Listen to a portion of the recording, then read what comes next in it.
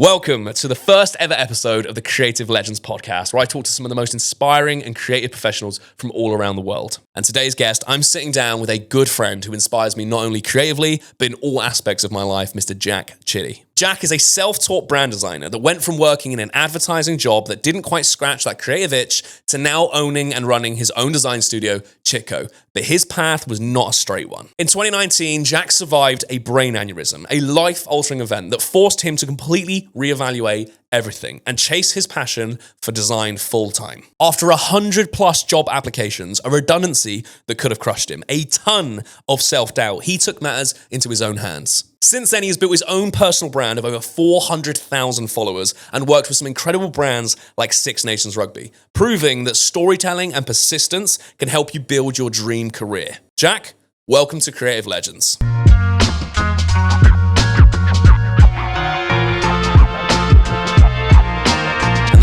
Mr. Jack Chitty, dude, thank you so much for being here, man. How do you feel being in the studio? How do you feel about not being in London and being here in the seaside? It's the best, mate. It's the best. I'm so sick of London now. It's not enough green. It's very busy. It's the smog. So just coming here is just like so nice, being by the sea, smelling the clean air, and just having some peace and quiet. So every time I come to see you, it's a treat. Oh, so dude, honestly, I couldn't be more grateful to have you. It was only right that I had you come and do this. One, because this is the first time I've ever done a podcast, so it's nice to have someone that I know do this with, so that if I cock it all up, it doesn't feel so bad. There's less judgment. But two is genuinely, I think we've built such an amazing friendship over the years. I have so many questions to ask you on this particular episode, and this is going to be kind of what shapes this episode and what I learned from this and what people want to hear on a creative podcast like this. So I think let's start from the very, very beginning. Let's talk about little baby Chitco and how it all started for you, dude. So have you always been a creative human being? Yeah, in some respects, yeah. I started. I need to make sure that doesn't go too crazy. So I have been largely. I've always designed stuff, painted things, built stuff. My dad is a very handy guy with like DIY. He used to be a design and technology teacher. So in my summer holidays, we would go into his school and we just build stuff together during the summer holidays, which was fun. And then my uncle is still a very, very talented artist. And so now he actually does hand-lettered chalkboards for pubs and stuff. No way, I did not know this. Yeah, he's so talented. And so I used to spend many, many afternoons with him just painting shit and all that stuff. So yeah, I've always been around it, and growing up largely as an only child meant that I didn't have loads of people to play with. Like my parents were doing other stuff. So I would just find ways to entertain myself. And it would be making stuff. I can't tell you how many YouTube channels I've had, how many just in various different Do niches. they still exist? Can we find any of these? Yeah. You wish that you'd never announced that on this podcast. Yeah, There are a couple. There's one channel which was called. Actually, I'm not going to say what it's called. But that was where I used to do card magic on it. No way. Yeah. And I should have brought a deck of cards. This is incredible. I genuinely could do some tricks. But yeah, so I used to do card magic. I did 2 videos. But okay. Okay. But like I was so obsessed with magic for a while, so I'd made videos about that. I made videos about scootering when I used to scooter when I was younger. Yeah, this is something that I don't love about you, Jack. It's not the coolest thing. It's not the coolest thing. No, but I spent a lot of time doing that, and so I made videos. It was always like I found something I was interested in, and then it was like make stuff around that. So like document it in some way, whether that be through video or like artwork or something. So I've always been around it, always liked making things. I just liked the idea of like taking something from an idea to something that wasn't there before, making something tangible out of something nothing. So yeah, short answer, yes. I have always been creative, but never knew where to direct it really. Well, yeah, this is the thing. This is what leads on really nicely to my next question, is that actually you're a young lad, you're a creative dude, and then when it gets to a point in our lives into our early teenage years where we kind of want to make a decision on what we want to do with the rest of our lives, it wasn't graphic design, was it? You actually is English lit, wasn't it? It's English language. English language, sorry, is what you studied. Yeah. So I try and how did this happen? I try and say it's a dual honours because it was English language and linguistics, but it definitely wasn't. But so I I did see the people that are going to be watching this aren't going to understand some of the qualifications that are in the UK, but when you're about 13, 14, is it when you have GCSEs? Yeah, 13, Something like 14, that. yeah. So I do have a graphic design GCSE and I got an A star in it. So it's the Damn. only thing I did really, really well in. And then I did product design A level, which is the next step up from GCSE. So I did product design as an A level. Didn't do that great. I think I got a B in that.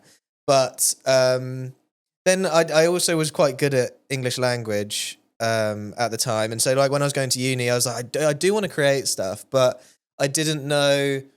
I was a bit worried about pigeonholing my career opportunities out of uni. So if I did design, it was like, that's all I can be, is what I thought, was a designer. So I was like, but I don't know if that's exactly the way I want to use my creativity stuff. So I thought, well, then I think it was my mum actually said, if you did English, like that's a pretty like widely respected degree. You can get into loads of different jobs with that. So I was like, yeah, that's a good point. So I ended up doing English language and linguistics, and throughout that time did a bunch of creative things, but all terrible. All went really, really badly and didn't make any money, or just like what a massive waste of time. But so I was still like, doing my creative stuff and scratching that itch when I was at uni, but not very fruitfully. So what is it? Was it just the English, like studying that as a subject just felt like a safer option? Exactly. And that's what you were taught, right? And I think many other creators, I definitely had exactly the same experience when I was growing up, and I knew ultimately I was like, I'm a creative dude. I want to do something with creativity, but I was always told that's not a job. Like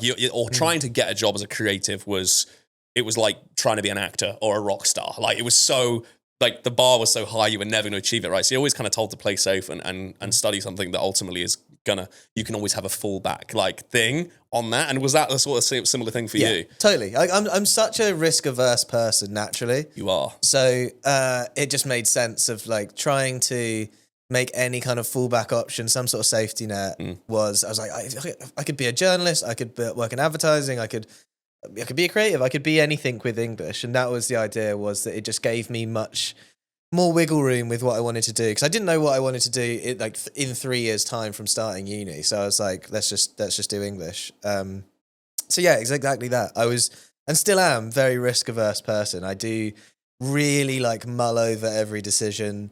I try and make safety nets where I can, just to make sure that it doesn't burn me too badly. But that was exactly it. Yeah, it was a safety net. Yeah. You mentioned that you started a few other like little creative ventures and businesses. Is this while she was studying in university? Yeah, it was. Yeah. And so what were they? What were these things that you'd started? So I think I started by designing t-shirts. I think loads of people have done that, where, designing apparel. You've done a million. Exactly the same, yeah. Yeah, so I did a bunch of t-shirts. There was a guy who I knew from school called Carl, I think his name was, and he owned a apparel brand, and then I did some things for him. And that was okay. I mean, like, it was his thing was a very early startup thing too, and we were both just fucking around trying to play with things, try and make stuff work. And then I got a couple of the tees. I think that was the first time like I've ever seen any of my work like actually in my hands. No better really feeling, cool. right? Yeah, it's really, really creating cool. something and it like physically being. Yeah, but it was like a pretty poor screen print. It's like someone just like basically glued a piece of paper to the front of the t-shirt. But I was like, it's still cool. It's still like my thing. Incredible. So that was fine. Again, that wasn't like, I guess, my venture really, but I only did a few with him. And then I started designing tattoos for people. So I was really into tattoo. This is wild, culture. Being like a tattoo designer, but you don't tattoo, right? Is that like, yeah. Or was the idea that you were going to start tattooing people? Yeah, I wanted to be a tattooist for a while. I used to do like loads of different styles of art and stuff, and I really enjoyed tattoo culture. Like neo-Gothic stuff was really fun to draw. And so, I designed a few tattoos for people, and I actually designed one. There was this one this was a big moment for me. It was, I was posting this stuff on Instagram too, on a different account, and I got an inquiry from someone from Colorado, and I was like, I've made it. Like, this is crazy. I'm international, man.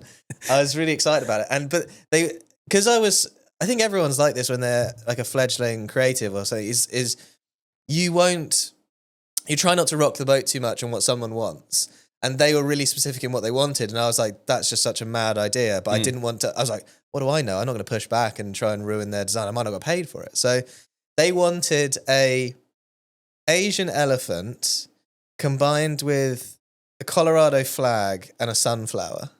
Oh yeah, I already know that these And I was three like, things don't go together. They don't go at all. They're all on different continents. Like it was such a strange like combo. So I drew this elephant and it had a bandana on that had the Colorado Sea on it, and then it had a sunflower in its teeth, like underneath its underneath its trunk.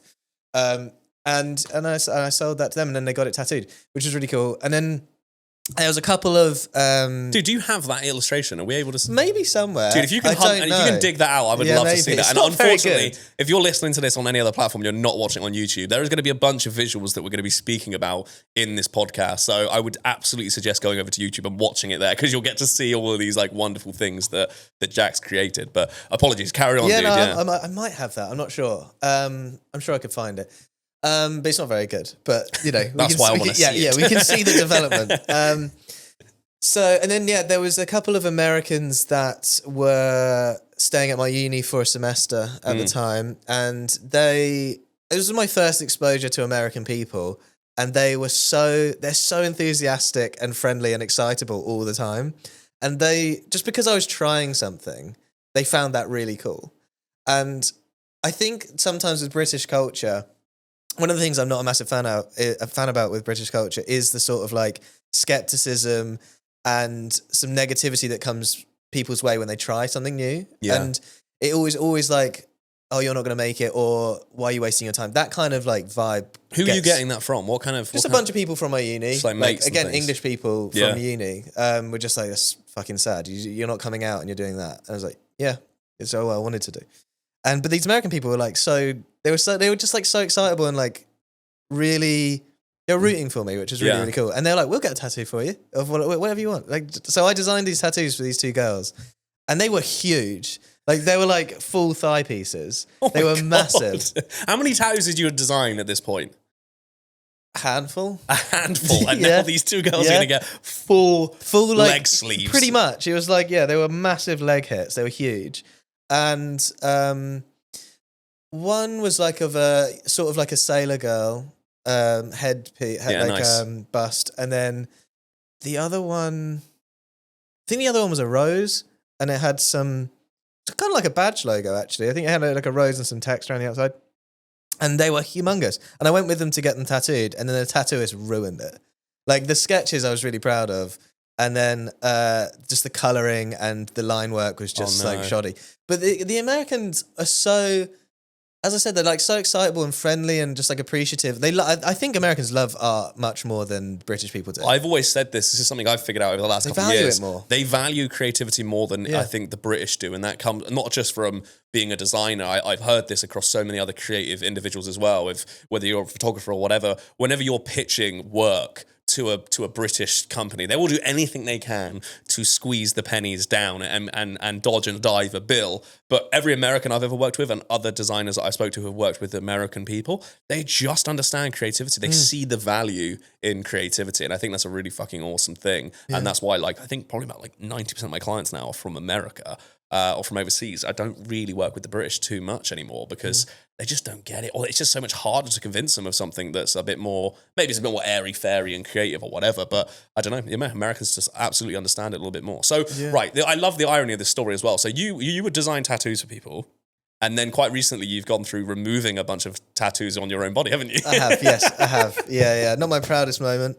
And it's kind of ironic, really, because like we were speaking about it on the way here, was that through working with our clients, like, I'm as a creative professional, we're trying to do what's best for the client. And sometimes that goes against what they think they want. Like we're trying to deliver for their audience to make their business successful. So with that idea in mind, like sometimes I have to push back against my clients and try and convince them that this is right based on this audience profile or whatever.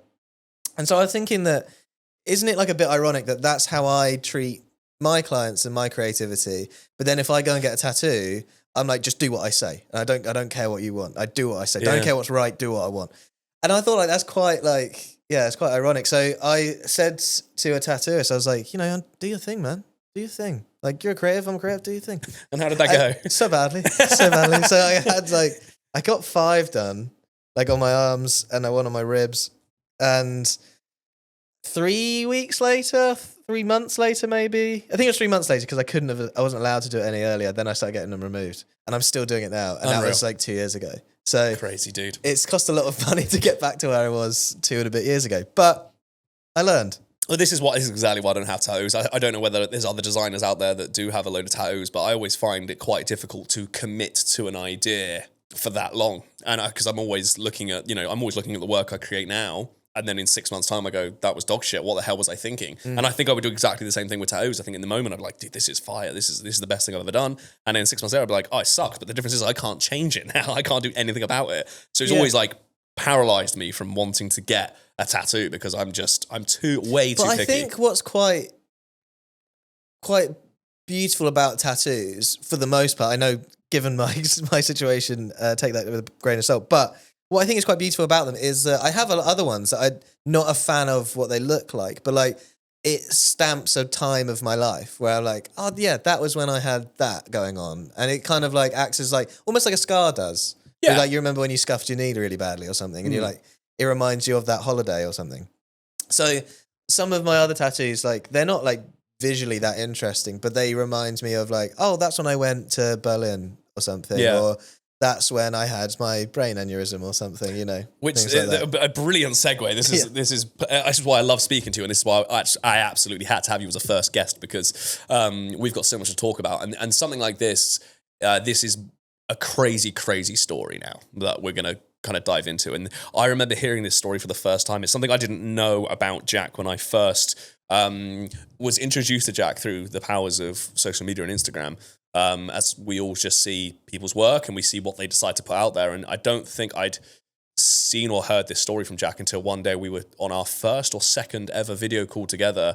And Jack told me this insane story about how, well, ultimately you legitimately nearly died and you were at death's door. So look, for everyone listening, Jack had a pretty horrendous, enormous brain aneurysm back in 2019. Bang on.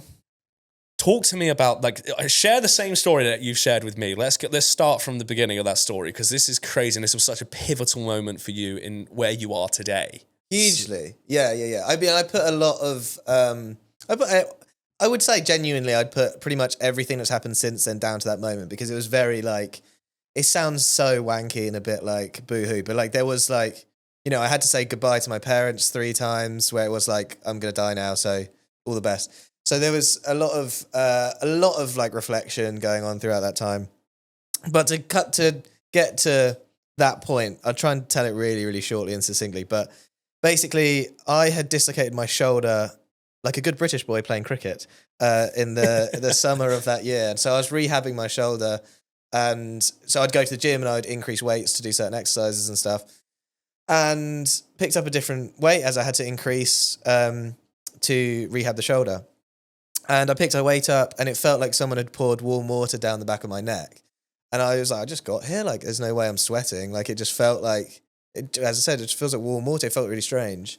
Started to feel a bit dizzy. And then I thought, like, maybe today's just not the day. And, I've worked out enough times in my life to know sometimes when it's just, today's not the day. I'm not feeling great.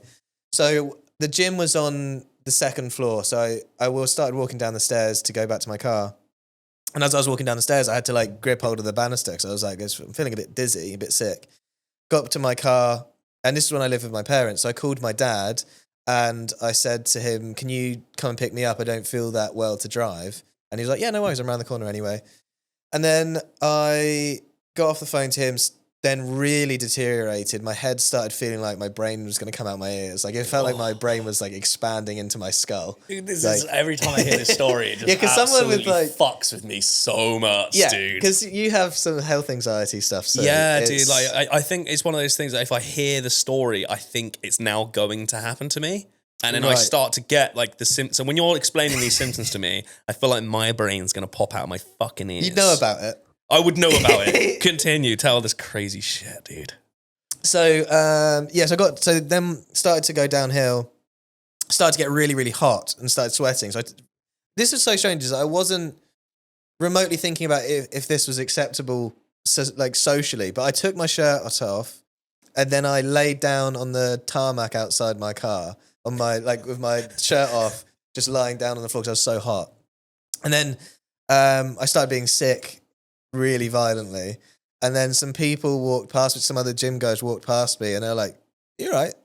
I couldn't speak. And they were like, "Take care." And they just kind of walked off. Dude, they didn't stop. They didn't Yeah, help. but like, you know, I could have just been like a crazy person on heroin or something. Like they did. I don't blame them too much. But yeah, so they kind of just passed over and left. And then This is crazy. I was like, oh shit, I think something really quite severe is happening now. So I called an ambulance myself and I passed out on the phone to them.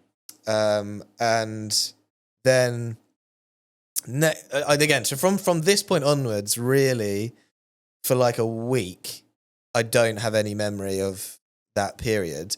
But what I was told that when I got in the ambulance, I was telling the paramedics, I was like, I was in a fight. You should drop me off, go and find the other guy because he's in a way worse state than what I'm in. Which is hilarious because, again, if anyone knows Jack and has seen Jack, he doesn't look exactly like a fighter. Hey, well, people who are listening to this on like audio only, just trust that I'm huge. I'm well built. I'm built like a brick shit house. But yeah, no, I think I was trying to be funny or something. But I was just saying to them, like, honestly, like the other guy, he's lost an arm. He's a mess. Like, you need to go find him. And they're like, okay, he's probably just had a concussion or whatever. And bear in mind, like, I was in the gym at like 7 a.m. So when my parents were in the ambulance as well, they were saying there's no way he was in a fight. He was in the gym at 7 a.m. on a Sunday morning. Like, there's no who's having a fight at that time. And anyway, so I got to Milton Keynes Hospital, which is where I lived with my parents at the time. And again, I was just like, I was committed to this story. I was telling all the nurses, I was describing how I'd knocked this guy out and whatever. Complete fabrication. And this other nurse walked past the triage room and heard my parents saying to the nurse, "There's no way that happened. He didn't have a fight." And she comes in and she says, "Did I just hear that right? Like, is he saying he was in a fight, but you're saying he definitely wasn't?" And then they're like, "Yes, that's exactly what happened." So now, right, I'm going to call Oxford, who were the closest brain specialist to Milton Keynes. And they said, "Get him here immediately." So then I got straight back into an ambulance, blue lit, all the way to Oxford, which usually is about an hour journey, and they got us there in like 25 minutes. Like, they gunned it to Oxford. And straight into MRI, and yeah, big bleed on my brain. So it's called a subarachnoid hemorrhage, which is, subarachnoid is the part of the brain, I believe, which is like the sort of back left part here. And hemorrhage is just, like basically where the blood vessel explodes. And so I was bleeding inside my brain, and then had to sign a bunch of things because it was very risky surgery. To have brain surgery is always going to be risky. And they tried the same surgery 3 times. So they drill in this side of my skull. This is going to make you squirm. Yeah, I could put pictures up as well of this. Dude, yeah, I will share the crazy pictures of this. They drilled a hole in this side of my skull, and then they cut open the top of my skull as well down the top. And so that they could basically I had a drain in this side, just draining all of the horrible stuff out. And then that was where they were trying to like fix the issue. They did it 3 times and it failed every time. And so that's why they went through the left-hand side of my brain, because that's where it was on the left-hand side of my head. And then they had to pull me out of this induced coma to get my permission to try for a 4th time, but they had to go through the other side of my head because they'd made such a mess of this side. So, and I was off my nut, on all the drugs and whatever they were pumping me with. And they're like, "You need to sign this to give us permission." And I was like, "Just get my mum to sign it." And they're like, "You're 23? Like, you're an adult? You have to do it." You don't need mummy to do this. I think I might have done like a fingerprint or a thumbprint in the end because I couldn't hold it. Yeah, I was just in an absolute state. This is crazy, and dude. Then, so they went through the other side and it was a success. And my surgeon, Dr. Young, was just an absolute angel. Like, and everyone at Oxford, they were just so sweet. And yeah, it was, so yeah, it's basically before I had that last surgery, I think I had a day or 2 to wait. And there were some other things that were going on at the same time. Like, a nurse stepped on the drain on the left-hand side of my head. Oh, dude, I remember you telling me this is gnarly. Yeah, and which pulled it out. And it was at like 2 a.m. and I screamed. Like, it was such severe pain. And then she tried to blame it on me that I had. She said that I also was trying to cut open the staples in my head with scissors. Like she thought she was trying to say that I was self-harming, and which wasn't the case. And I never saw her again, funnily enough. No, But, I bet you didn't. that was in the night. And then so I had to have, not surgery, but the doctors and the surgeon had to come back into my room, which was not sterile, to then put everything back together because I was just piercing blood everywhere. Like it was squirting all over my pillow and stuff. Why did I ask this question? So yeah, anyway, well, the meat and potatoes, the nicest bit, the poignant bit was when I was waiting for that last surgery and I just had a bunch of time, well, a day and a half or so to think about like, well, this really could be it now. Like this, like you've got lucky to have had 3 brain surgeries and still be alive. Like this really could be the last go. How old are you? You're 23 here. Yeah. You're 23 years old. Yeah. 3 brain surgeries in at this point. Yeah. No, before this, no other weird medical history of any kind, right? Like as fit as a fiddle, healthy, normal 23-year-old dude, drops down, brain aneurysm, 3 brain surgeries later, you're lying in this bed. Yeah. What the fuck is going on in your head right now? I was so chill. Just at peace with So it. chill. Yeah, I had made peace with dying like very early on. And it was in a weird way, I'd kind of recommend having that experience. Not in the respect of like I don't wish anyone to be that poorly, but like there is something really strangely peaceful and calming about like knowing when you're going to die. It's really strange. Damn, I don't know about that. But yeah, no, it's one of those things I don't think you can teach it. I think it is like when you have that feeling of like everything is telling me that like my body is telling me that I'm going to die. People around me are saying this is touch and go. Like you just kind of come to terms with it. And so I then obviously like spent a lot of time like pondering and thinking about what I'd achieved up until that point. And I was kind of happy with who I was as a person. I thought I was a nice guy, friendly dude. I'd take myself for a pint if I could. You know, I thought I was a nice person. But I wasn't very happy with my achievements. Like I'd worked, I had a degree and stuff, and I'd worked in marketing for a few years, but I'd never really professionally scratched that creative itch that we kind of spoke about. So I always said to myself, like, if I get through this last surgery and I recover to a degree where I am able to, I will stop at nothing to become a full-time creative. And because I made that promise to myself then, basically everything I've done since then has always had that in my mind now, like a little boy, but like that, like I've always had that guy in my mind.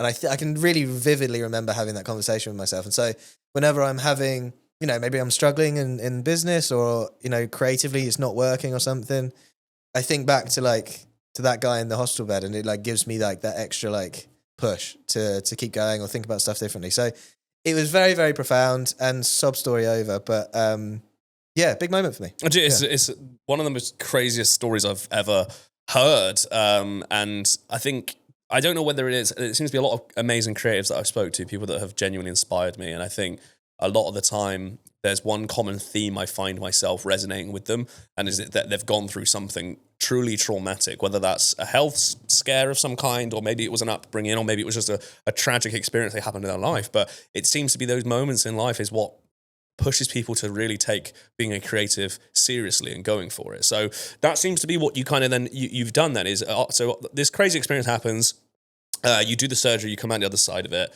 and then, so you've promised yourself then, I guess at this point, that you're going to now take this seriously. And why was it then, like, why was it graphic design? Why was it logo design and visual identity design? It wasn't at that point. No, okay. At that point, I didn't know what it was going to be. I mean, the reason I joined advertising was because I thought it was going to be creative, but it ended up kind of being, it sounds kind of like I'm being rude about it, but it was kind of like glorified project management, really. It was like managing clients, managing media plans and things like that. And there were some really fun things about it, but it wasn't inherently creative. And I worked with some wicked people. Some of my closest friends are still people that I met in the marketing. So I had a lovely time there and learned a lot that was like really transferable to running my own show as well. Yeah. So very great time. But yeah, it wasn't creative enough for me. Excuse me, I just burped. So what was your question again? I just kind of so when did you decide that graphic design was going to be the route that you went down. So you've done the marketing side of stuff. Yeah. We've done English lit. We've nearly died from a brain, aneurysm. Yeah. What makes you then go, well, I know I want to be a creative dude and I want that to be my career. Where the hell did you land within logo design? I mean, you were designing tattoos and shit, and then you were in advertising space. So where the hell did go, okay, I have this love for creating the most beautiful logo marks and visual identities. Where did that come from? It started with a logo challenge. So I was like playing around with stuff when I was recovering from my aneurysm. I had a bunch of time, and my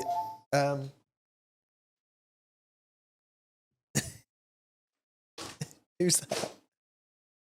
Who's that? Well, we just had a random guest pop into the studio then, and I knew that was going to happen. Yeah, who was that? I have no idea who that was. That was incredible. Did I not say that this was going to happen? We put a sign up. I know we actually put a sign on the front door that says, "Look, filming in progress. Please do not knock or bother us."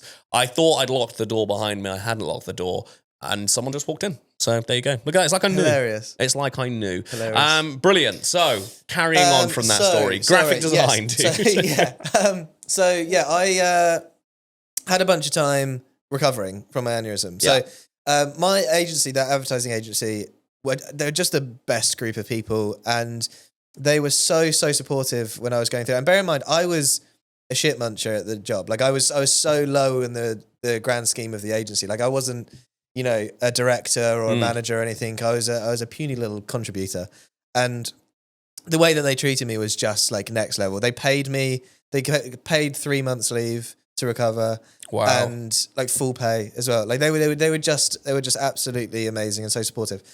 But during that time, I was like itchy to start acting on that promise I'd made myself. So I was like trying to figure out Illustrator and Photoshop and stuff, and I just press every button to see what happened. And like, okay, that's how I did that. Okay, try and remember what happened there.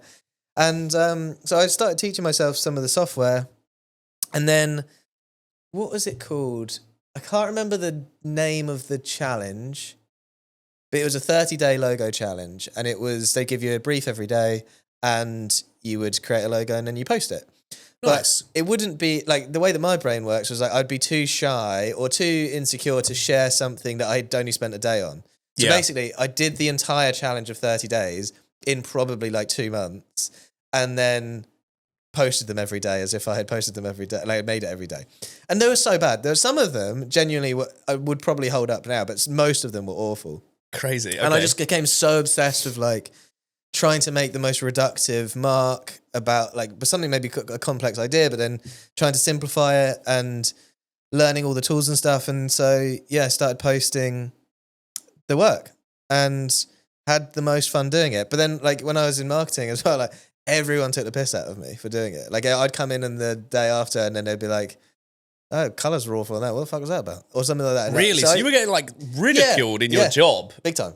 Yeah. Because you weren't there to be a designer. No. But then you were outside trying to dip your toe in the design world. Yeah. And then you were just being laughed at. And this is something that I've always really fucking struggled with. And this is kind of the inspiration for creating this podcast here is there has always inherently been this kind of weird hierarchy amongst creatives. And I think especially within graphic design, specifically of this senior role to midweight role to junior role. And there's almost this pretentiousness of like, you have to have gone through the graph to be where we are. And actually, I personally think that's fucking bullshit. And I'm here to celebrate creativity in all kinds, regardless of whether you're just starting or whether you've been doing this for 20, 30 years. And that's what really upsets me to hear that you're trying, like everyone has to start somewhere.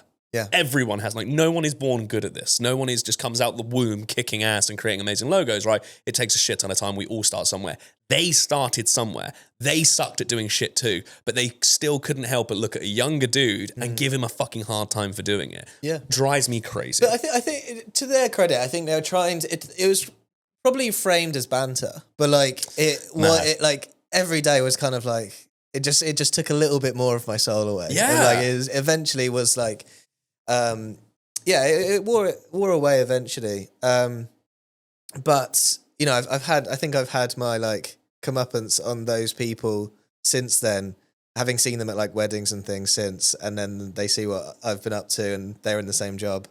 That felt quite nice. Yeah, I bet that did feel pretty good. But I did a logo challenge and I just became absolutely obsessed with it.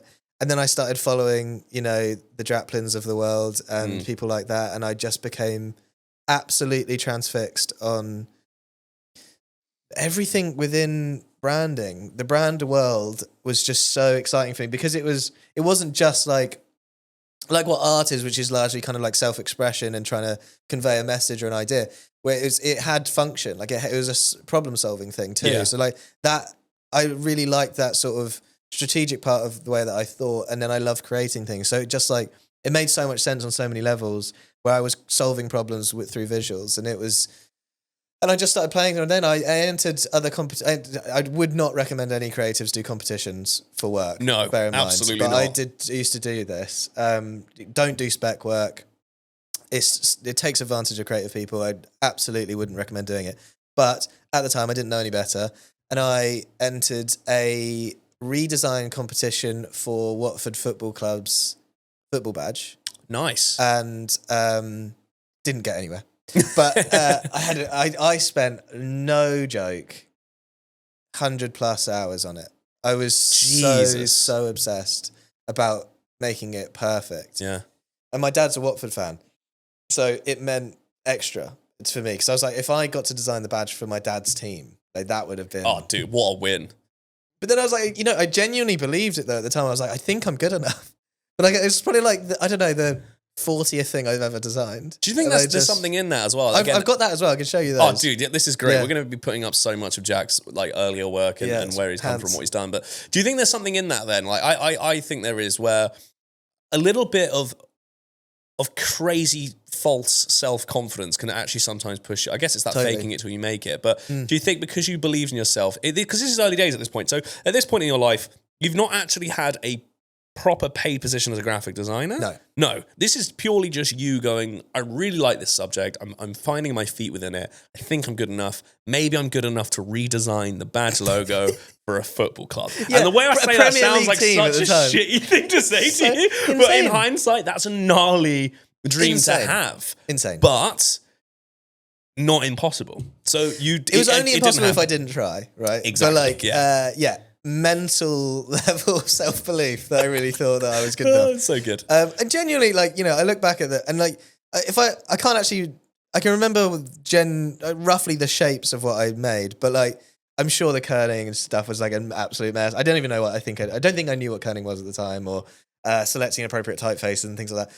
But it probably isn't that bad. But I remember I was really upset, I think, actually, when I didn't make a shortlist or something. And I was like, God, but I spent so much time. So, it was bad.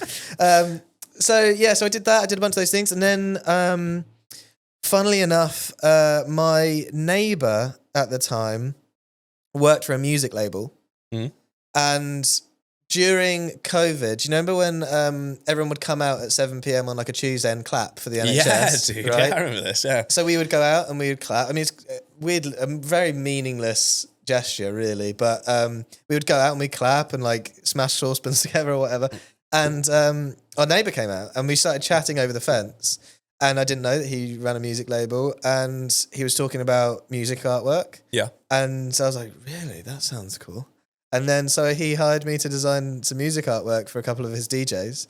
And that was my first client, I think. Right. Yeah. So that's your first... Did you get paid to do this? Yeah. So you got paid to do this, and you're still, at this point, you've not had an employment. Crazy, dude. No qualification, no employment. It was just luck of the draw of just asking. I love this. This is what I love about, talking about all these different creative people, is that everyone's kind of origin story of how they get into this world is so different. And I think so many questions I always get fucking asked is, how do I get into this? What's the right path? Guess what? There is no right path here. Everyone has such an odd way into this world. Yeah. And it doesn't matter how you got here, you can still make an enormous success of it. So, okay, when did you finally get employed as a graphic designer then? When did you kind of get that first initial title? Yeah, well, so that was kind of all around the time when I was recovering from my aneurysm. And then it was all of that stuff was going to fill a portfolio for me to then leave advertising to apply for designer jobs. And I was willing to take like a 50% pay cut. Like I did not care. I wanted to get my first foot in the door of being a creative professional. And actually, my ad agency did have a creative team as part of the agency, and I applied there, and they didn't want me. Wow. So the funniest thing about that was we used to do chemistry meetings for potential employees where you see like, do we vibe with the team? Yeah. And they made me do it. I was like, we're friends. Why are you making me do a chemistry meeting? That's so rude. It's so strange. But I didn't get the job, and that was for a 50% pay cut. And I didn't get the job. And then, so I was like, okay, well, I'm going to apply everywhere. I applied over 100 places. I got 3 interviews. One of them was going through my portfolio and laughing at each page as they went through in front of me. Wild. This is wild. It's like so soul crushing. Like I'd put, because I'd cancel plans. I wouldn't do anything on the weekend just to build this portfolio. And admittedly, no, in retrospect, it wasn't great work, but I had poured my life into it. Like it was just everything that I had made. I tried to make it all great and amazing. And then I think it was one of the early ones where they were just going through it and just like laughing and pointing at shit. Like there was a few of them in the room. Dude, this is insane. What a beating up you've taken on your it was savage. Your first experience into the professional world of being a designer is people laughing at your work. And somehow you're still here. Resilient this shows bugger. how goddamn badly you love being a designer.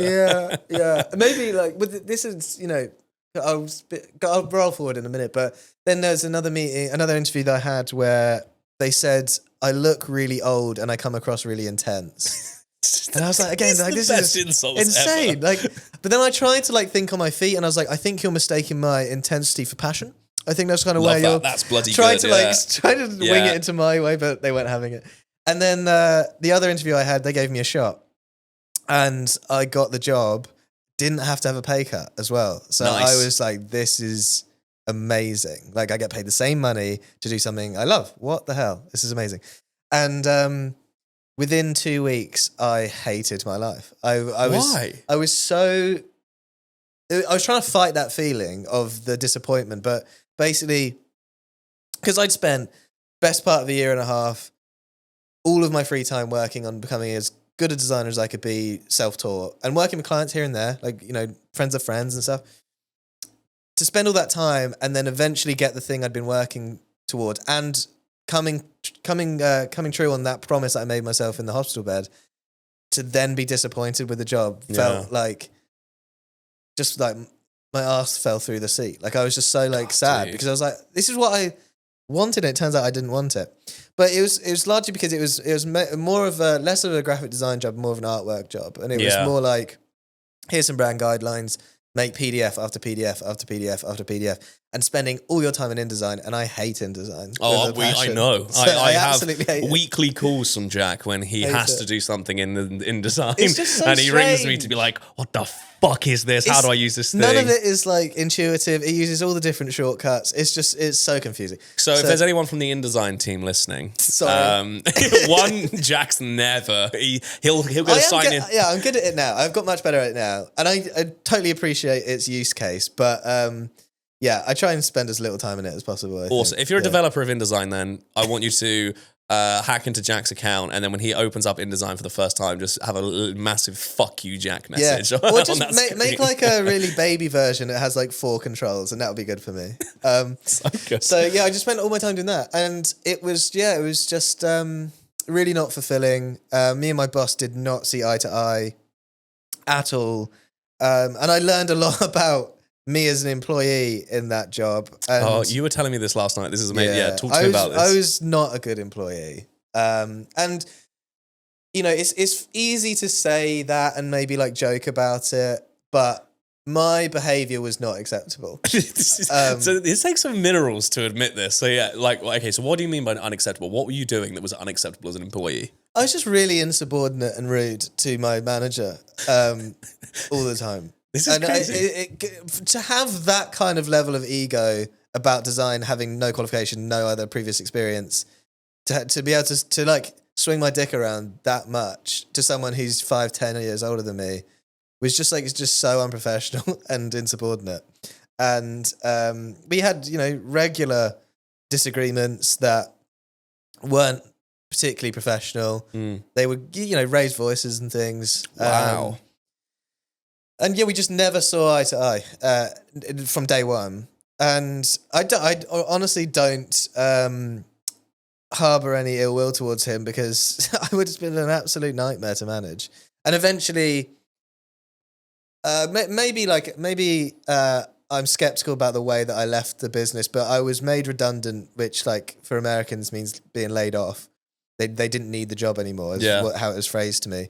But then they recruited for the job 2 weeks later, which is technically illegal. So basically I got pushed out. But, my skeptical mind would say that I got pushed out, and for fucking good reason. I was not helpful. I would drag my feet on jobs I really didn't want to do in hope that I would never be asked again to do it. So there was some video editing jobs. I hated video editing at the time. The irony. Yeah, the ironic. And so I would just drag my feet. I'd make it take as long as possible, and I wouldn't do it that well purposely because I didn't want to do it anymore. It's just so unprofessional, and would not recommend anyone to behave that way. But so I worked there for basically a year on the nose, and then I was made redundant. All the while, I was still doing things on the side. I actually was white labeling logo design for an agency in Sheffield, I think it was, in my evenings. So I was doing best part of 18-hour days most days of the week, doing my full-time job and then doing this in the evening. Yeah. And actually, when I was working at that place, doing the InDesign stuff, I would bring my laptop from home, and as soon as it hit 1 p.m, I would run downstairs to the cafeteria and I would do an hour of work on Chitco stuff. And then I would close my laptop, run back up, drag my feet along other projects. And then as soon as it hit 5, run home to do more Chitco stuff until, 10, 11 at night, and then wake up, do it all again. And I would do that. I did that for a year. And then, I was let go. And then it was shit. Being risk averse, as I mentioned earlier, I was terrified a bit. I was glad because I didn't enjoy the job, but then it was a weird situation of emotions, because I was glad, but I was also terrified. Started applying to other design jobs, and I was getting further in interview process, and more people were interested in hiring me because my work got better, but also I had experience now on my CV. And I got to the final stage interview at a couple of design agencies, because I was in-house before, by the way. Yeah. There wasn't an agency. And got to the final stage at a couple places, and quite normally and quite typical of these kind of interviews, they ask you more general questions, and towards the end they would say, where do you see yourself in 5 years? And I was really honest, I said, not working with you. And that is not the best thing to say in an interview. Okay, so I want everyone who's listening, if they're looking for some advice. This is how you don't become a creative. This is how you don't get a job in the creative industry. But I thought, I just don't want to lie to. I love that. I respect your honesty job. to it, and obviously it was the right thing, because. But that was the thing that was the conflict in my mind was that I either lie and get a job, or I don't lie and I don't have a job, or do I try and get Chitco to work? And so for the first couple of months, it was apply, cover letter, CV, all the fucking time. And then it was, okay, I think instead of using Chitco to support me whilst I try and find another job, I'm going to find another job if Chitco can't support me. Yeah. So it flipped. And so then I went all in on Chitco, and then roll forward to May 2022, I think so. I made £300 in the month, and I live in London. It's very expensive. You can't buy anything with £300. Legitimately nothing. Water bill, yeah, nothing. Literally nothing you can do with that. And so I was burning through my savings really, really quickly. And so then I had to have this another kind of discussion, serious conversation with myself, which was either you're not very good at this, and that's why you're not getting any business, or no one knows about you. And I wasn't very prepared to accept the former. So I was like, we need to figure out a way to get more eyeballs on me. And then I was like, how do we do that? So I started researching a bit, and I was like, it's video, man. So then I just jumped on videos, turned my life around in a month. I made way more money than I made in my previous job in the month after that of making videos. And then we met. And then what was it, year and a half, 2 years later, I'm sat on the little podcast I know, chair. now we're sat here in the studio together. So, Yeah. look, dude, it's an incredible origin story. Like I said, when I started to get to know you and find all this kind of stuff out about you and how hard, like everything was against you to get here. There's no doubt about that. And sometimes you were against yourself to get you here, right? But to go from really studying a subject that has nothing to do with this for a serious number of years and ultimately then becoming in debt with it, to then nearly dying, to multiple, brain surgeries to get you out of that situation, to employment where it was incredibly toxic and not good, and again in the wrong field, to hustling on the side and doing it between your lunch breaks and doing that here, and then you've landed to build your own company, which is what you've built now, the studio Chitco, which is like one of the most beautiful fucking names of a studio as well. I hate that you've got such a great name for it. To now being where you are today, and this leads on nicely to what I want to talk to you about now, which is it's a piece of work that you've worked on. So what I want to do with every designer or creative that I have on here is to be able to break down one of their projects, to take a look at one of their projects, one of their maybe it's their most controversial project, most difficult project, one of the projects they're most proud of, or a project that I especially myself look at and think, damn, there's a great story here.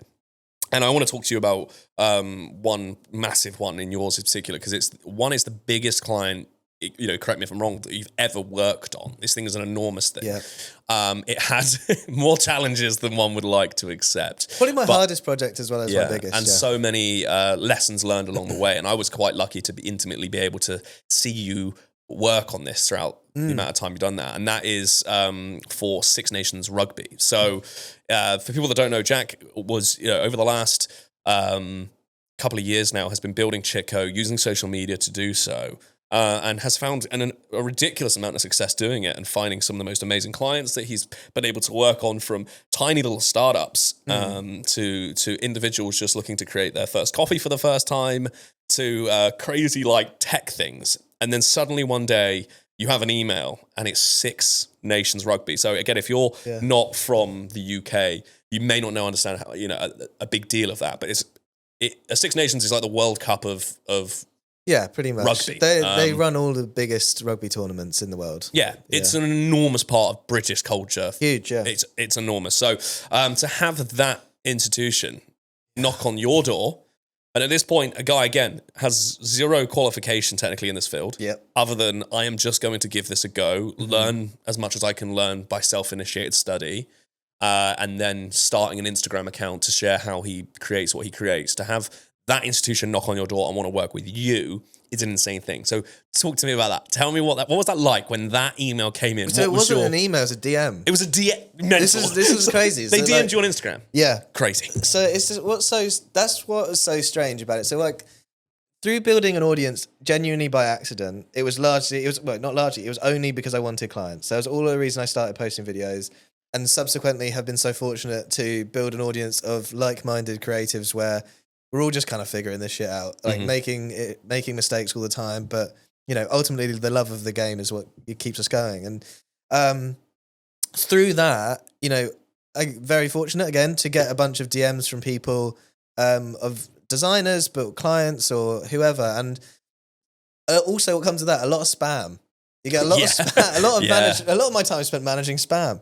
And I was in Scotland with my partner celebrating New Year's, and it was New Year's Eve, I believe, that I got a DM from the lead creative at Six Nations. And it was such a casual message. It was like, "Hi mate, I'm the lead creative at Six Nations. We're doing an internal rebrand for our corporate brand.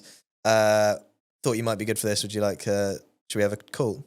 And I've had messages like that before and been like, absolute spam. Like, I'm straight to delete. So you thought this was a spam message at first? Yeah, you didn't believe this? completely. And I was about to delete it, but it's because I was waiting for Lauren to get ready that I was like, I've got time to kill. Sure, here's my Calendly link. Have a way with it. I didn't even think about it. And then, a couple of days later, meeting went in my diary. We had the call. Got on really well. So nervous. So nervous. Because, all of that, that is the most impostery I think I've ever felt, of just the biggest brand that I could potentially ever work with. No qualifications, as you mentioned, no experience. They're going to start using words I don't know what they mean. I'm not going to present myself in a way that they're used to. Like, they've worked with agencies. I was terrified. But we got on really well, like as people, and I thought like that maybe will be able to carry me through. And so I said, I'll send you an email with a quote. And up until that point, I had never sent a proposal to a client before. I had just sent scopes of work. So it was just like a shopping list of services and then prices. This is wild. So Jack was telling me about this when, again, we've had the privilege as two designers trying to figure out the freelance world. We've been able to learn things faster by each other's mistakes. And maybe they're not always mistakes, but just things that are, working harder than we have to work to get things done. And Jack told me in the early days how he kind of pitches for clients where he wouldn't pitch. Well, he wouldn't, like, exactly that. You would just literally send an email with... Again, it kind of is like what I was sort of doing in the last job that I had, where I was just swinging my dick around and I had no dick to swing. Like, I didn't know the cheek. The absolute cheek to not pitch. This is the best. So this is the most clickbaity clip that I could use right there. No dick to swing. Yeah, but that's the thing. I think it was purely through just incompetence. I had no idea, or ignorance rather. I had no idea how you're supposed to do it. And I just thought that, like, you asked me to do something, here's how much it costs. Would you like to do it? No? Okay, bye. But so this was the first time I was speaking to you. I was like, I think we need to probably do something a bit more professional for this. And you were sending proposals to clients, and then I saw yours, and I like kind of made my own version, like really haphazardly and really quickly as well. Like when I look back at that proposal, I don't think there are any spelling mistakes, but like alignment was weird, like sizes of stuff, colors were off. So it wasn't like, I really like pulled it together really quickly because I thought that speed was of the utmost importance. I thought I got off the call, I need to send this tomorrow. Oh my God. So pulled it together and sent it to them, and then crickets for 5 weeks, 6 weeks. Wow. So you sent a proposal to them, right? So hang on a minute here. Let's just backtrack a second. So they DM'd you. You just DM'd back. Yeah, with a Calendly link. Then you guys jumped on a call. Yeah. Discussed the project. Mm-hmm. Then you went away, put together a proposal, sent it back, and it took 5 weeks to hear anything back. Because I was like, I didn't know what to do. So I chased my email like a week later, which I think is pretty standard. I still do that now. Absolutely. And chased again.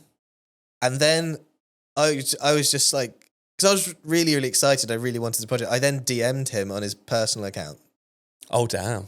Not professional. Dude, you're like a crazy ex-girlfriend. Yeah, hugely. Yeah, but that's how badly you wanted the project, right? Really this was a project that, I mean, this is a monster feeling right now. And I imagine there's anyone who's listening who's a beginner sort of freelance graphic designer, or even if you've been doing this for a couple of years, if you were, faced with this kind of opportunity, man, like a big dog in your emails like this, and you've even got on the call with them and you've been able to put together a proposal, there's you're not going to want to let this slip from your hands, right? No, but I also, they told me, like, they were very candid, and they said, like, when I was speaking to other agencies, I was like, fucking hell, right. Like, I'm well out my depth. But I thought I just wanted to know. Like, if I was going to get a no, I wanted to know why. I wanted to see if I could improve from that.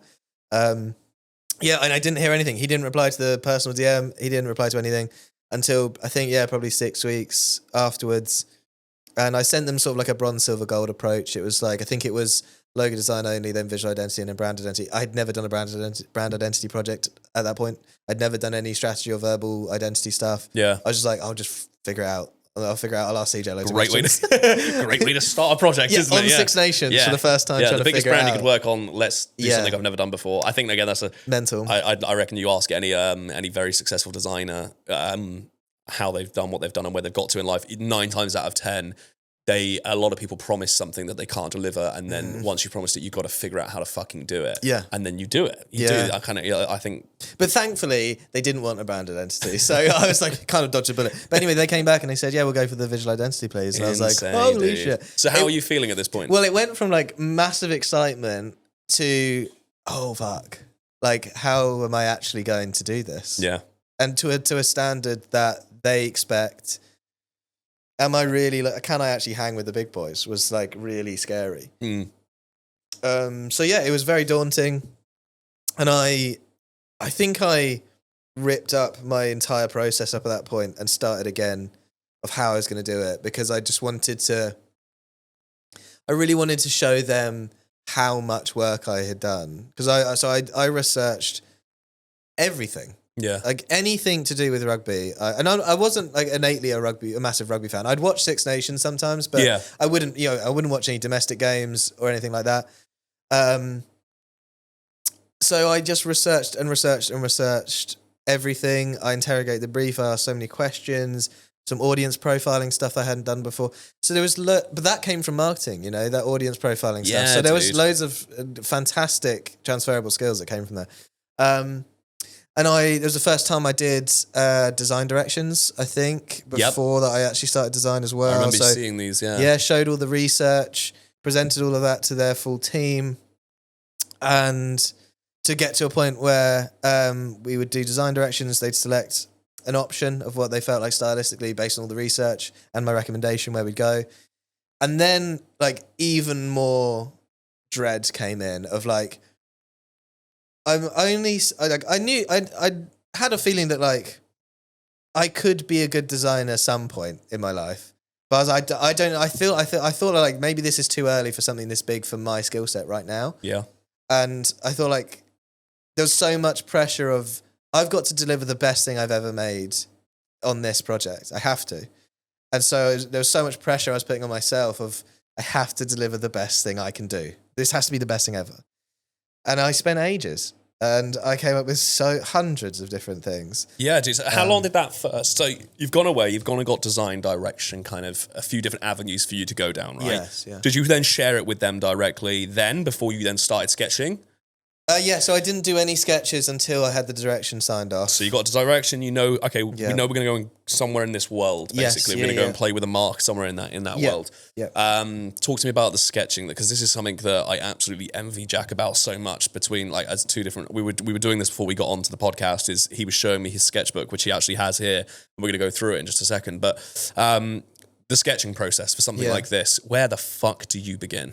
Well, I'll have a look, actually, because this was like a year and a bit ago now. This is such a treat to be able to have a designer on a podcast who brings their sketchbook in and is willing to show you the sketchbook. Because mine is, well, it's a dark place. I think if you look at my sketchbook, it is just the ugliest illustrations ever, where I've actually asked Jack for at some point if I can get a double-page spread of his sketchbook, I would frame it. It's all a mess. His mess and my mess is very different. Right, so the first pages of ideas was 7th of March, 2024.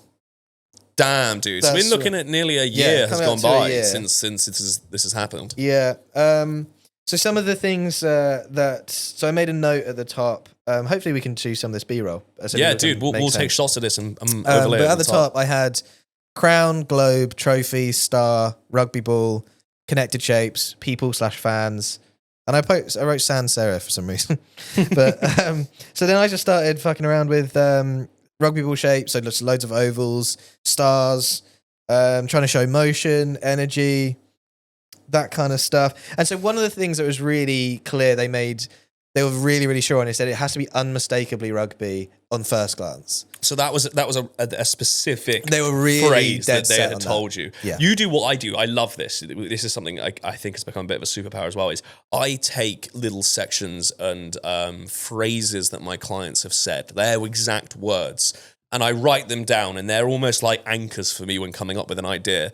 Is that I every time I'm sketching or I'm going away with an idea, I look back at that phrase and go, are we creating that here? Yeah. Is that what we're doing here? And theirs was unmistakably rugby. Because it's an international organisation, every language needed to realise that.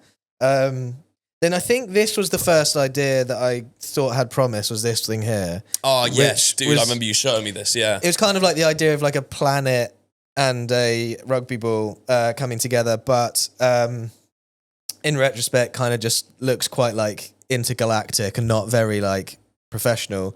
And then look, literally like the next page was where we got to the first one. God damn. So and it was combining. These things look like a loaf of bread.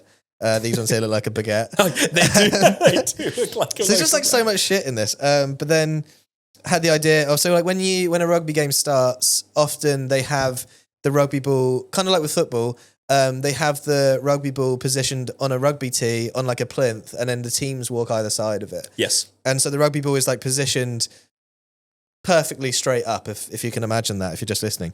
And so I took that idea, added the sort of longitudinal, latitudinal lines of a globe, and I thought, hey, that kind of works. That could be nice and simple. Did some cutouts to show some dimension, and then some sort of intervention by logo gods just was like, you could get a little N in there, squeeze a little N in that negative space. Beep boop, done. And I remember, I remember, Beep boop done. That is not how it works, Jack. Don't lie to everybody. I remember sending you a picture of the first sketch, which didn't have the end, and then like 5 minutes later, it was literally 5 minutes later. I was out shopping with my partner at the time, and like I said, me and Jack have this wonderful relationship, and I advise anyone. If you can find a designer that you can share your ideas with, like quite comfortably, to do it, because it's superpower. But I was out shopping with my partner, and I get this DM from Jack. And this is a weekend as well. Like Jack is very, I think again because it was such an enormous project and such an enormous brand, you were giving it all of your time and energy. And it was a weekend. I got this message from Jack to say, "Dude, what do you think of this mark?" He always sends it to me in just pure black and white, and very little context to it. It's just like, I would need your initial reaction to this mark. Tell me what you see here. I saw that and was like, dude, this is fucking gnarly. This is a great, I see where you're going with this. And I was trying to reply. I didn't have much signal. So I was like, I'll get some signal in a minute. I put my phone away.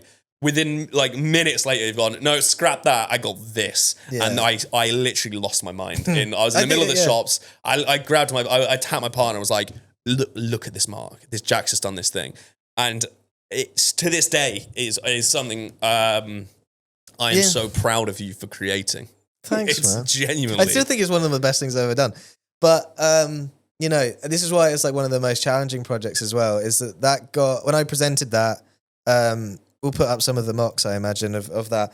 And I went balls to the wall on the presentation as well. Like I was doing loads of stuff that I'd not done before. Like there's this mock-up of it on a rugby ball. Yeah, we have this here, don't we? We have this on, I have this, I'm going to pull up now the case study for this project. That was like 5 different tools to make that, and I was trying loads of different So this 3D software. This image here of this rugby ball. This is not this. You made this mock-up, didn't you? Like from scratch. Yeah. Jesus Christ, that took a lot of effort, but I was so stoked with how it came out because it's got all the like stipple bits of the texture. They're all coming through on that really piece right there.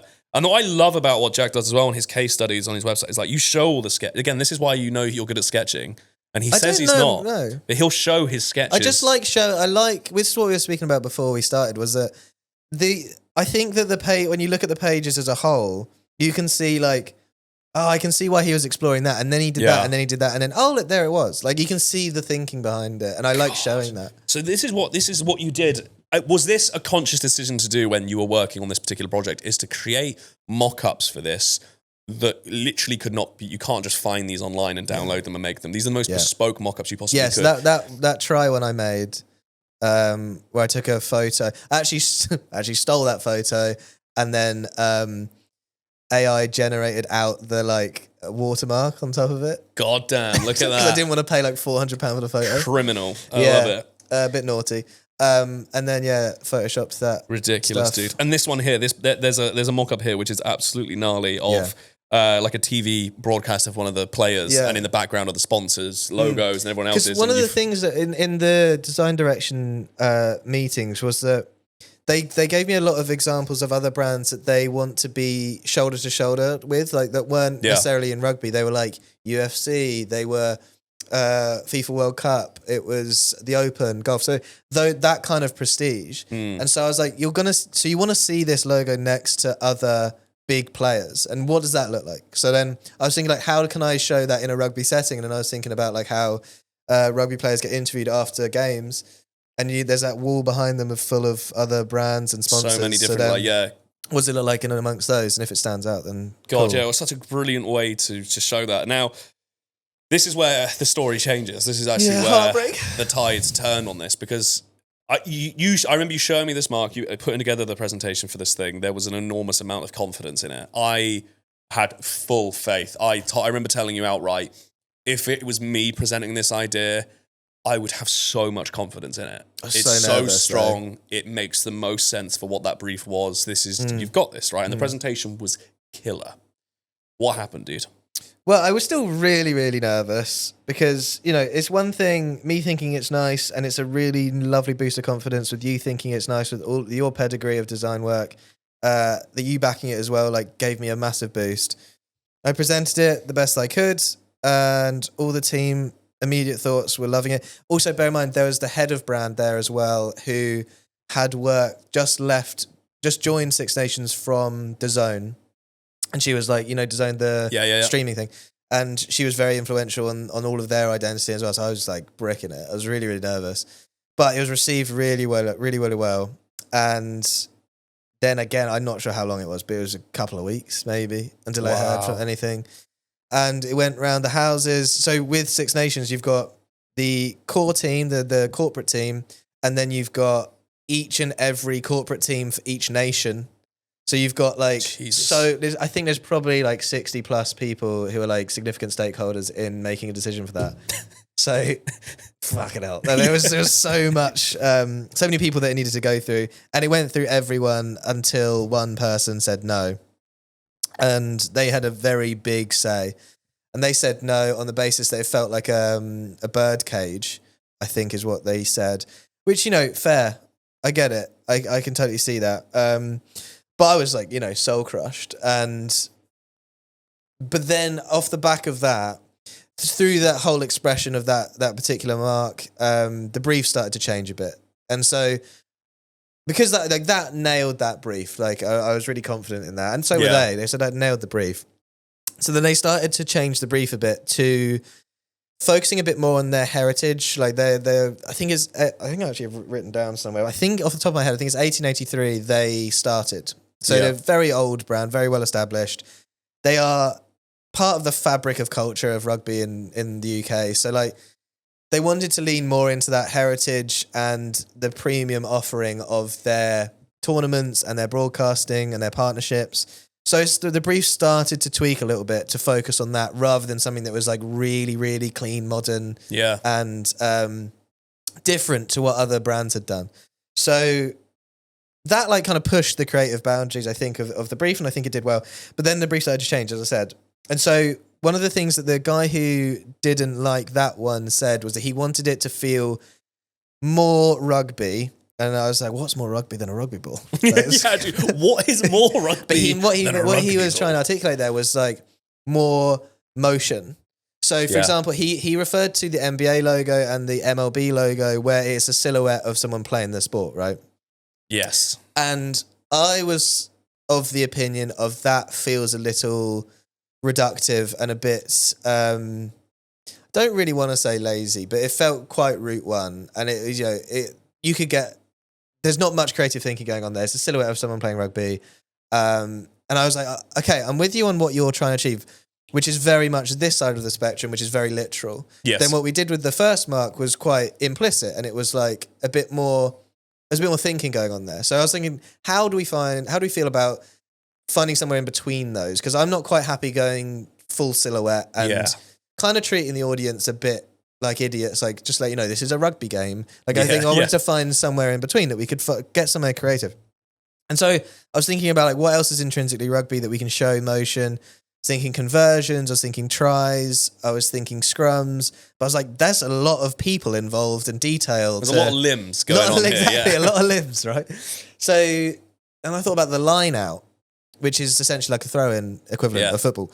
And, you could really like punch in and you could just have hands either side of a rugby ball. So I'll hopefully put some sketches up of where I was going with that here. Yes, dude. I remember seeing this second round, which was hard for a designer to have so much confidence in the first one, have put so much energy and thought and creativity into their first initial idea to then have to start all over again. Yeah. To bring the energy back again and to create something ultimately, which is hard when you're so in love with that first one to go, how am I going to love the second one like I loved the first one? How am I going to believe in my second logo like I was, believing in my first one? So I remember you approaching this now and it was very, very difficult. Nervous. And nerve-wracking, to do this. So there's a bunch here that are sort of like head and shoulders and arms with a rugby ball.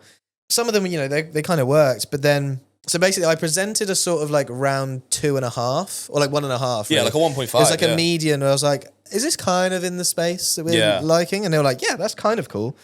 So then I worked on that and eventually came up with this idea. I don't even think I have a sketch of, no, I do. Where I was trying to encompass the line out of not necessarily someone throwing it, but the team receiving the rugby ball from the line out. Yeah. And through just various iterations of that, I came up with this idea of you could combine 3 people leaping to catch the ball and the idea of a crown, which kind of like went back to that, if you remember those keywords from the first round, was bang on because of the premium nature of their heritage, of their business, their Yeah. heritage.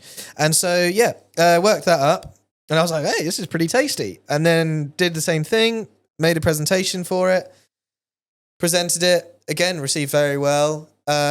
Went through all of the different nations. And then it got to Ireland, who quite rightly said it kind of infers that we have a royal family. And I was like, yeah, fuck, they don't.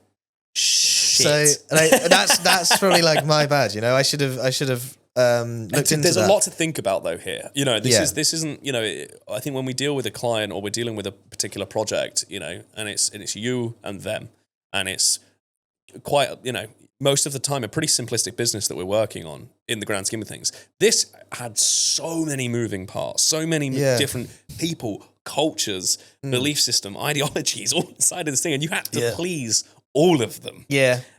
So it got gnarly. So then this round got to the top again, and ultimately rejected. Yeah. So then I was like, I think I'm creatively spent now. Like I was like, first one, banger, I was really happy with. Second one, still pretty decent.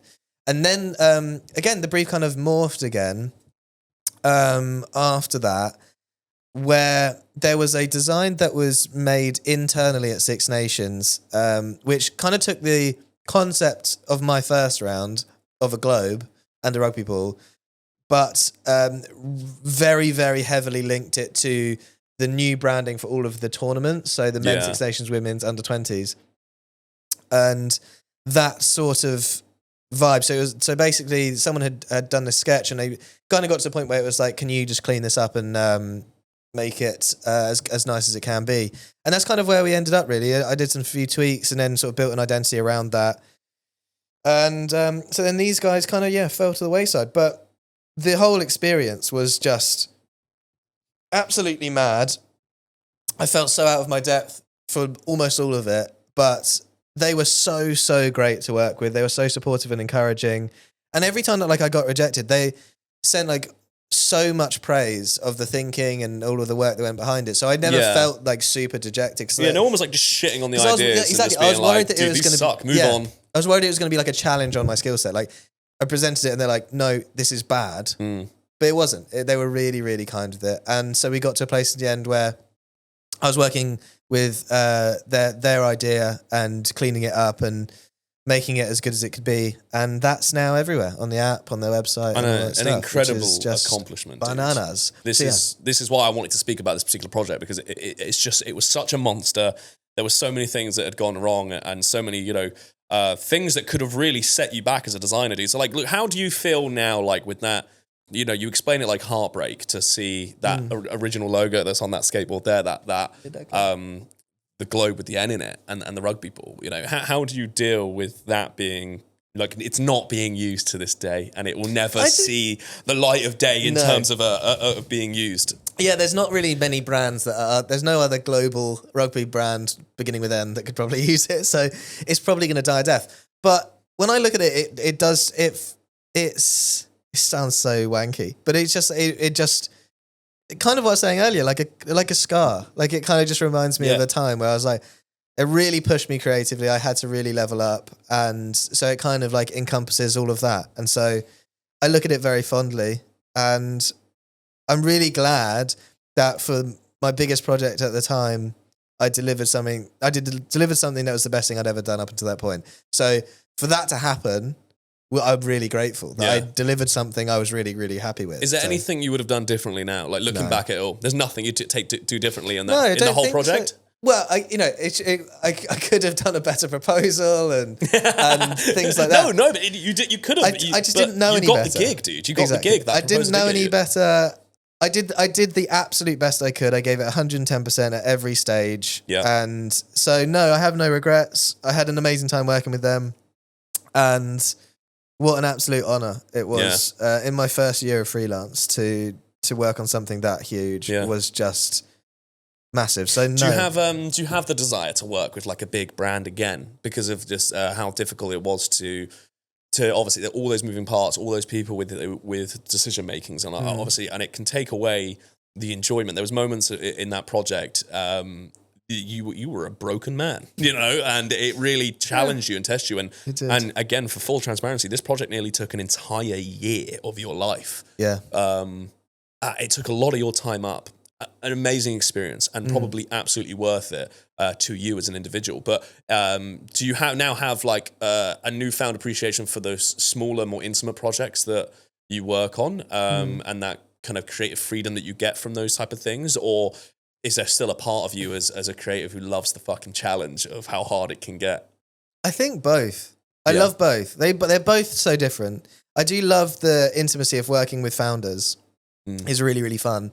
And they're just beautiful for different reasons. But no, I do still want a big boy. Yeah.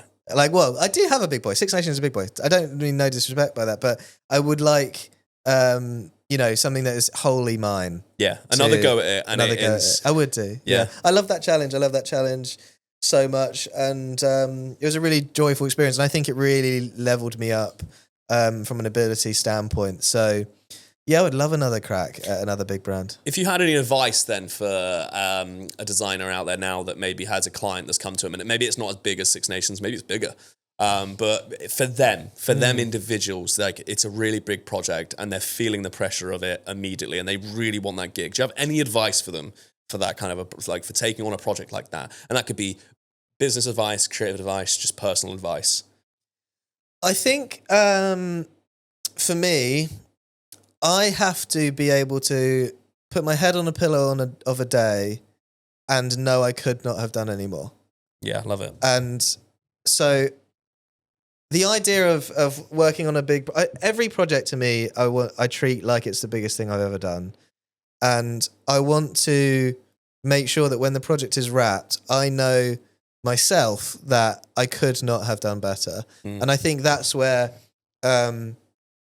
regrets come in, or just a bit of wobbly feeling in your belly about a project is because deep in yourself that you didn't give it your all. And so I think if you can just give it everything, and whatever that may be, maybe it is whatever you can give is 3 hours a day, or if it's 18 hours of a day, whatever you can give that is the best that you can do. I think that's the only way that you can wrap that project up and be content with how it finished. Because, I hope that my skills will improve beyond that mark.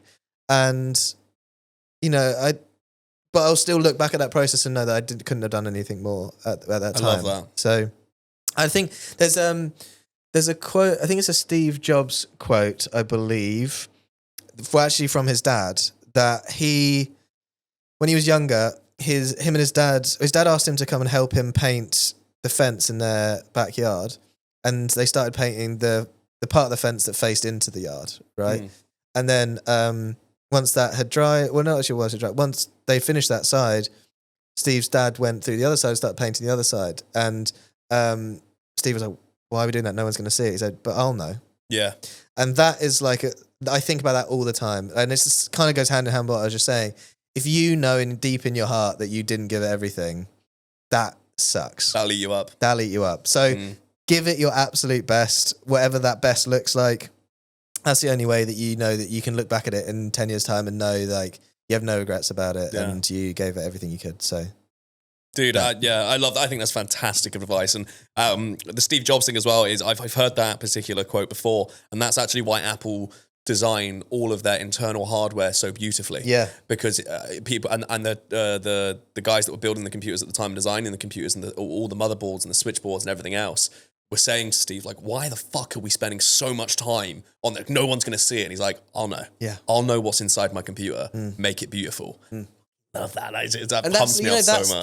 That is the obsession with the craft, right? Yeah. As well. And I think they go hand in hand. So yeah, put everything into it. And that's the only way I think that you can walk away from it with pride. Regardless of the outcome. Because Six Nations didn't finish the way I wanted it to finish, but I look back at it really, really fondly because I gave it everything. Yeah. And that's the best you can do. Right, team, we are now at the end of part 1 of my conversation with Mr. Jack Chitty, and I mean, what a journey we have been on. This guy has gone from nearly dying, having a brain aneurysm and saying goodbye to his parents, to hundreds of job applications being rejected, to being laughed at in interviews, to now actually working with some incredibly amazing clients and global brands like Six Nations Rugby. Okay, this is why I so badly wanted you guys to hear his story, because it's genuinely inspiring and insane. But that is just the start, because in part 2, Jack gets really honest about the ugly side of social media. The pressures, the hate, and how he nearly let external validation completely control his life. We also dive into the brutal truth of getting clients on Instagram, why so many designers get social media completely wrong, and the one mindset shift that helped Jack take back control. So if you ever struggle with self-doubt, creative burnout, or you just feel like you're not good enough, part 2 is going to hit hard, okay? You're not going to want to miss it. So guys, look, thank you so much for joining me on my first ever episode of the Creative Legends podcast. I could not do it without you all, so thank you all so much. I will see you in part 2. Peace.